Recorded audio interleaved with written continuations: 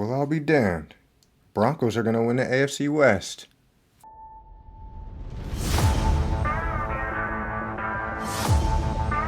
Third down and goal from the 9. Payton, empty backfield, three-man rush. He bounces around and throws. DT is there. Are they going to say touchdown? Touchdown! Demaryius Thomas. As Wilson fires downfield. He's got it! Touchdown!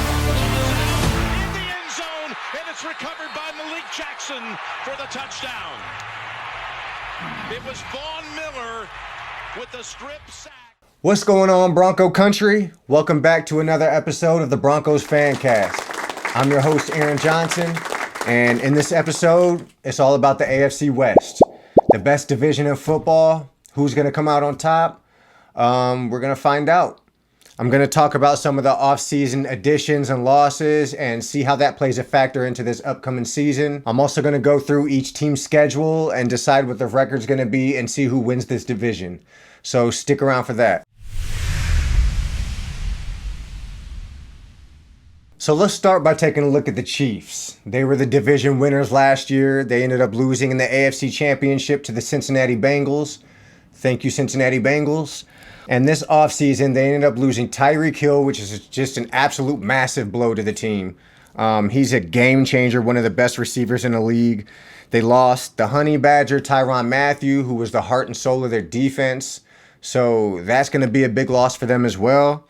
They did add Juju Smith-Schuster as well as MVS, Marquez Valdes-Scantling. And this upcoming season, they have the hardest schedule in the NFL. So what did they do exactly to fill the holes this offseason? Offensively, they didn't really have too many weaknesses. They did now lose Tyreek Hill, so they're going to have to figure out how to, as a group, make up for what Tyreek Hill brought to the table. I'm not sure if they'll be able to, but I do believe that their offense might take a tiny step back. Now take a look at their defense. Their defense was 21st in rush defense, and their pass defense was ranked 27th in the league.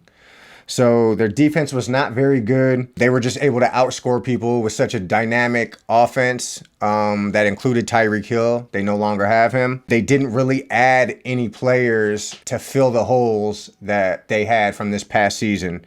So I still expect their rush defense to be amongst the bottom of the league, as well as the pass defense, if not worse, now that they lost Tyrann Mathieu. So now we take it over to the Chargers. They just missed out on the playoffs last year, finishing third in the division. They lost on the last game of the season to the Raiders, which eliminated them from the playoffs. Some of their offseason additions was J.C. Jackson and Khalil Mack being the main names. They helped the defense big time, but did they really fill the holes that was needed? I don't believe they did. If you take a look at what their weakness was last year, it was their rush defense and their scoring defense, both ranked 30th in the league. The moves they made this offseason with J.C. Jackson and Khalil Mack, to me, boosted the pass defense. That still leaves a void in the rush defense. And if you can't stop the run, then teams are going to be able to score on you at will. So now we take it to the Raiders. They finished second in the division, beating out the Chargers in the last game of the season to make the playoffs. Some of the offseason additions for them, the big-time names, Devontae Adams, who's the best wide receiver in football, and they also added Chandler Jones. So what did they do to fill holes that they had last season? They were 26th in scoring defense and 19th in rushing defense.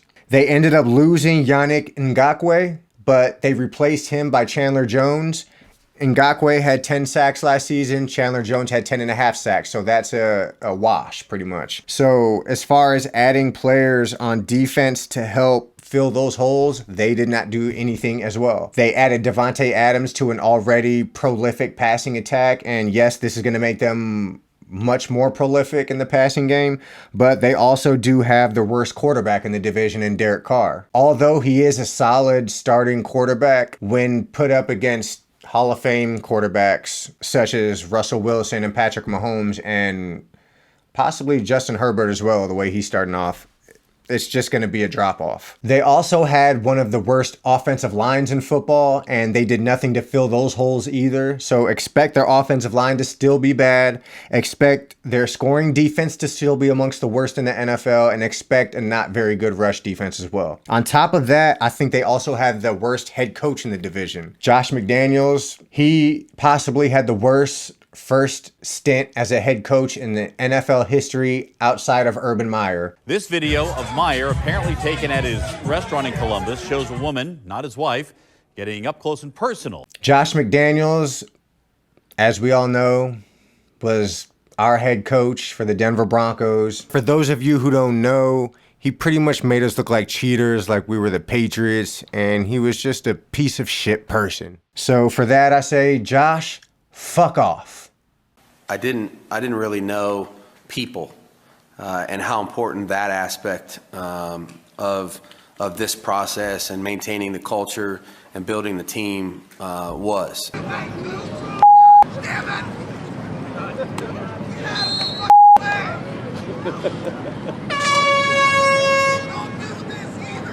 So last but obviously not least, the Denver Broncos. Last season, we finished last in the division, weren't close to making the playoffs, and we finished 7-10 with a losing record. So let's take a look at what the Broncos did this offseason. George Paton goes out, hires head coach Nathaniel Hackett in hopes of getting Aaron Rodgers, but instead of Aaron Rodgers, we end up doing one better and getting Russell Wilson for the next decade. He also goes out and gets DJ Jones, K'Wan Williams, and Randy Gregory. Now let's take a look at some of the rankings from last season, what some of our weaknesses were. Quarterback play was obviously our weakness. We had the worst quarterback room in the entire NFL. So that hindered pretty much the rest of the team all the way down. If you take a look at our defense, we did have the 3rd ranked scoring defense in the entire NFL. We had the 8th overall passing defense in the entire NFL. And we had the 15th ranked rushing defense in the entire NFL. So what did the Broncos do to fill the holes in the offseason? I think that the Broncos did the best out of all the rest of the teams in the AFC West as far as plugging holes go. Although we did have the best rushing defense in the division, it was 15th. And what did we do? We end up going out and get DJ Jones, who's the #1 run stuffer in the entire NFL.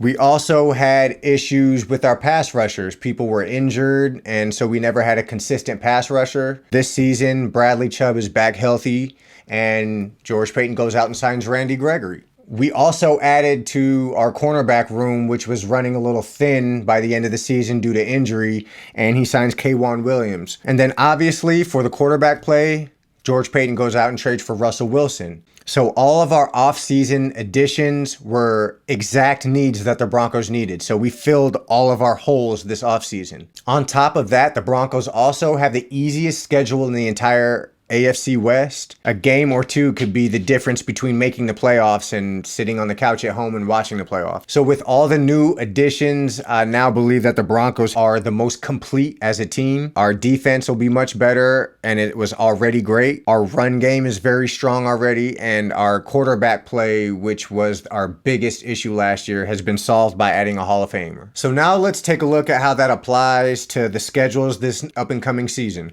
And for all of those who are staring at the red blemishes on my forehead, I was wrestling my dog and they won't go away. So we just riding with it. So like before, let's start with the Chiefs. I believe that they struggle to really figure out the loss of Tyreek Hill. They're still going to be a high-powered offense, but not to the degree that they were with Tyreek Hill. So I think they struggle a little bit there. I think that the main reason for the success that Kansas City did have on defense was because of how good their passing offense was, or just offense in general. They scored a lot of points, which just put a lot of pressure on other teams to play outside themselves to try to do more to catch up, which makes it easier on defenses. So I think that because of their defense, they end up with a 10-7 record, which is still a winning record, still solid in the division, and we'll see how that finishes. Next up, we have the Chargers. I think that the Chargers are going to do what the Chargers do, and that's Charger. I think they're going to start off strong at the beginning of the season, but they'll end up losing the last 5 of 6 games because that's just what they do, bringing their record to 9-8 and missing the playoffs.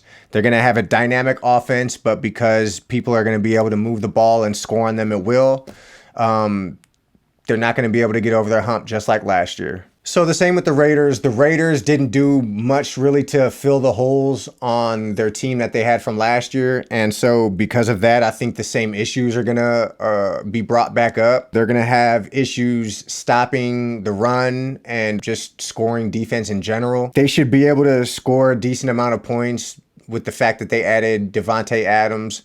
But because they have the fourth best quarterback in the division, I think that is going to hurt them a little bit. Just like the Chargers, I think they end up finishing 9-8 and missing the playoffs as well. I think they finish fourth in the division. Now let's take it to the Broncos. They have the easiest schedule in the NFL.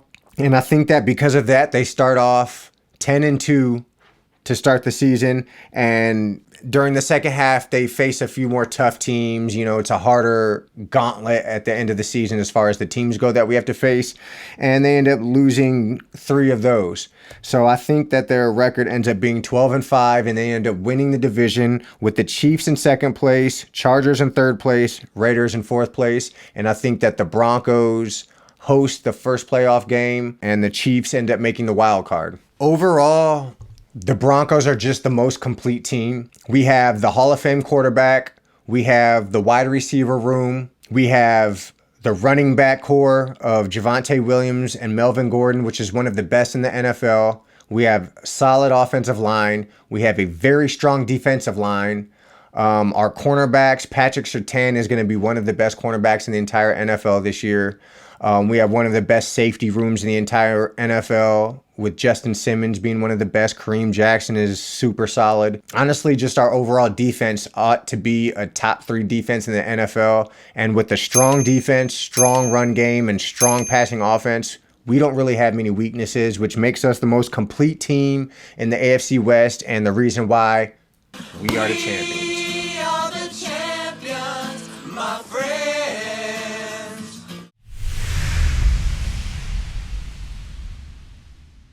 So that's all I have for you today.